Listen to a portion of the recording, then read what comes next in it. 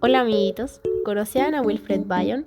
Hoy hablaremos sobre sus principales teorías, así que si les gusta el psicoanálisis, esta es su oportunidad para conocer más sobre nuevas teorías. Wilfred Bion fue un reconocido psicoanalista y médico británico. Nació en 1897 en Mathura, al noroeste de India, pero pasó gran parte de su vida en Inglaterra, donde estudió, practicó y formó su carrera profesional, aportando enormemente a la comunidad de psicoanalistas incluso hasta el día de hoy. Después de la guerra, Bion estudió historia y medicina. Al graduarse, permaneció durante 7 años en la clínica Tavistock, en Londres, capacitándose en psicoterapia psicoanalítica. Un dato relevante sobre Bion es que fue partícipe de ambas guerras mundiales que acontecieron en el siglo XX, siendo en la última encargado de trabajar con soldados afectados por experiencias traumáticas, lo que marcaría la base de sus ideas en sus próximos escritos. Como habíamos mencionado antes, Bion vivió en plena época de guerra, sirviendo como soldado en la Primera Guerra Mundial, dejándole experiencias traumáticas y abriendo paso a una reflexión existencial y de mayor vulnerabilidad.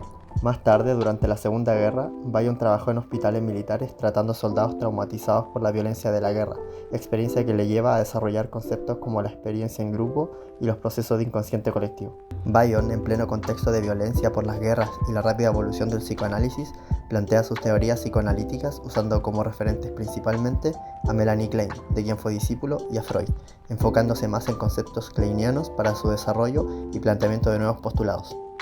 Hablemos de las principales teorías que desempeñó Bion a lo largo de su carrera, pero primero es importante dilucidar ciertos conceptos.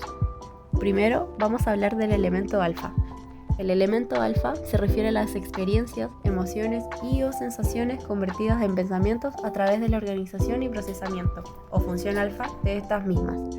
Los elementos alfa sirven para la mejor integración, tolerancia y comprensión de estas experiencias o emociones sin significado. Luego tenemos el elemento beta, se refiere a las emociones, experiencias o sensaciones en bruto sin significado ni organización que son difíciles de tolerar debido a su intensidad.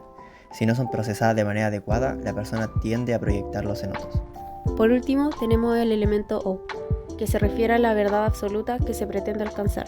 No se obtiene lógicamente ya que va más allá de la mente y solo se puede sentir experimentándolo pero no comprenderlo en su totalidad.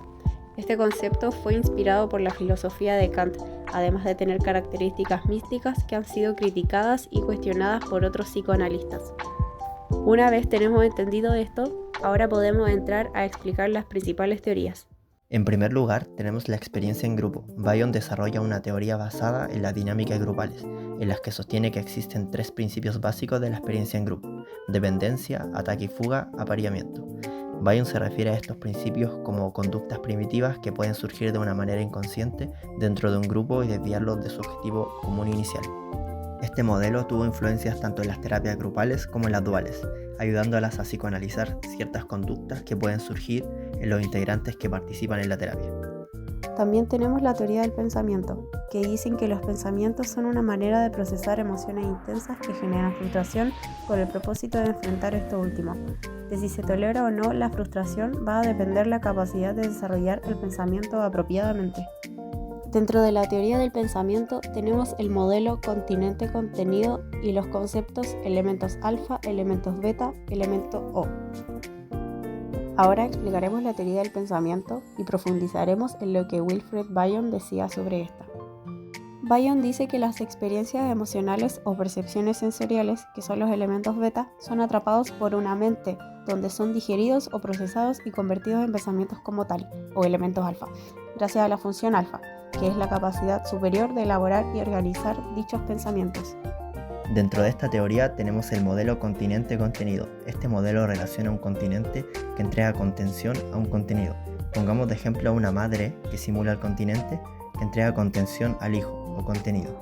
Como ya podríamos saber, la teoría de Melanie Klein dice que el bebé tiene como objeto representacional de la madre un pecho malo o un pecho bueno. En el escenario en el que el pequeño sienta hambre, si esta necesidad no es atendida, el bebé puede percibir en ella un pecho malo, que no atiende sus necesidades ni le entrega seguridad. Ahora, es responsabilidad de la madre convertir esta información a mayor seguridad y protección, como forma de contener al bebé. Ahora veamos un ejemplo donde podría aplicarse la teoría del pensamiento y el modelo de contenido-contenedor.